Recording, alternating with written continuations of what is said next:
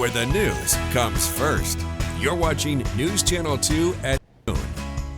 Now at noon, keeping a close eye on the radar. A downpour just passed north of Rome and through Boonville. We're tracking the latest storms straight ahead. Also, SpaceX's Starship explodes, sending a massive fireball into the dark Texas skies. Now the investigation as to what happened is underway. And celebrating Juneteenth. We'll have the details on the local events commemorating the end of slavery here in the United States 160 years ago today on June 19th, 1865. Now, the news with Gary Liberatore.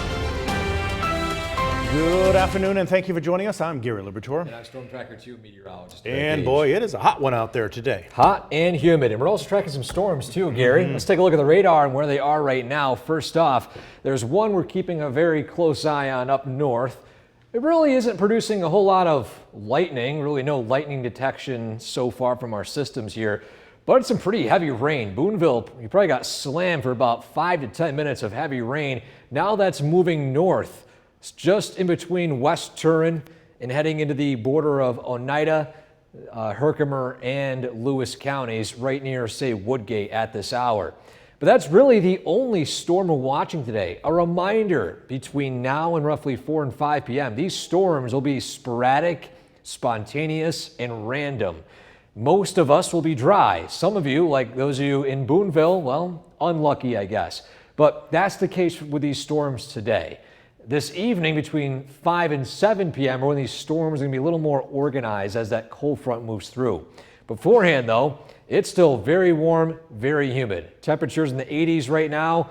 Again, that front moves through in the late evening. It's going to drop the humidity a little bit as we head into tomorrow and eventually Saturday, but that heat will be on the rise again, as well as that humidity. We'll track that plus the latest on the storm potential today in a few minutes. Gary? Eric, thanks. Today marks the 4th year Juneteenth has been recognized as a federal holiday. Many Black Americans have long celebrated June 19th to mark the end of slavery in America.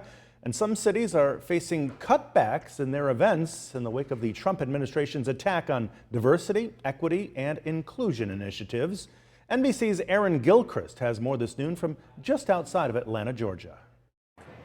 Celebrations to mark Juneteenth 2025 happening all over the country today. We're talking about block parties, community picnics. There are pageants and art shows and parades in cities just like here in College Park, Georgia. We know that people are gathering together with families and in the sense of community, trying to make sure they mark this holiday that started on June 19th, 1865. That's when Army soldiers, Union soldiers, went into Galveston, Texas, and announced that Abraham Lincoln had signed the Emancipation Proclamation, freeing enslaved peoples across the country 2 years prior to these soldiers arriving in Galveston, Texas. That's how long it took to get there to deliver that message. And since then, we've seen communities really around the country trying to hold these celebrations. And then back in 2021, then President Biden signed into law a new bill making Juneteenth a federal holiday. That, of course, means that we'll know banks are closed and mail will not be delivered today. But really that important message of building community and celebrating history and culture is what you'll find at a lot of these Juneteenth celebrations around the country this year. Back to you. NBC's Aaron Gilchrist reporting from College Park, Georgia. Now, there are a number of Juneteenth celebrations across our area as well. Juneteenth at Hanna Park, located at Utica City Hall, is taking place right now until 4 this afternoon. There will be inspirational speakers, music, local talent performances, and food trucks. The event is organized by the not-for-profit called For the Good, and we will take you live to Hanna Park coming up in our next half hour. Now, other local organizations throughout the Mohawk Valley have events scheduled today through the weekend, including Munson in Utica. There is a free celebration and exhibition tonight from 5 to 7. There will be live music, a poetry reading, and plenty of artwork on display. We do have the complete list of local Juneteenth events for you on our website at WKTV.com. Well, 30 workers were let go from the Semicron Danfoss facility in Marcy yesterday. Officials with Oneida County confirmed that that facility will close at the end of the year. The company, though, saying it is intending to ramp down production in Marcy in a controlled, scaled-down way over the remainder of the year. In a statement, the company tells News Channel 2 this decision is in response to a significant decline in customer demand and shifts in governmental policy affecting the electric vehicle industry. And this comes after 50 people lost their jobs there at the end of last year. The company did say, though, it will continue to serve its North American customers through its other facilities. And the president of the company releasing a statement to us saying, quote, "This was an incredibly difficult decision. We deeply value the contributions of our Utica team. However, we must act to ensure the long-term sustainability of our global operations by consolidating production." The statement went on to say the company is committed to supporting affected employees through this transition, offering severance packages, career counseling, and job placement assistance. State police are continuing to investigate a deadly one-car crash in Herkimer. This happened just before 3:30 yesterday afternoon on West German Street. State police tell us the driver went off the road and hit a tree. The driver was transported to Wynn Hospital in Utica, where they were later pronounced deceased. The driver's name not being released until all family members are notified. The cause of the crash is still under investigation.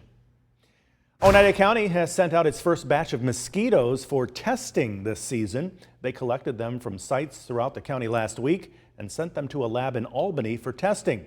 More than 1,000 mosquitoes were tested for Triple E and the West Nile virus. The good news, none came back positive. The county's mosquito collection and testing program lasts all summer. Brand new this noon, setup for the American Cornhole League National Tournament is underway right here in Utica. The tournament is being held at the Utica University Nexus Center tomorrow through Sunday. It will be broadcast nationally on both CBS and ESPN, as the city of Utica will be hosting the ACL Signature Open No. 5, one of the premier events on the National Cornhole Circuit. Fans can experience the energy live and in person with free admission all weekend long. Cornhole has grown drastically over the last 5 years. COVID kind of skyrocketed us through, right? Because no one else could play and we could. So we are actually on CBS Sports Network this weekend, ESPN Main and ESPN2, as well as ESPN Plus has streaming hours through for Friday, Saturday, all weekend. So. Again, the event will be featured nationally on CBS and ESPN this weekend, showcasing Utica as a destination for world-class competition once again.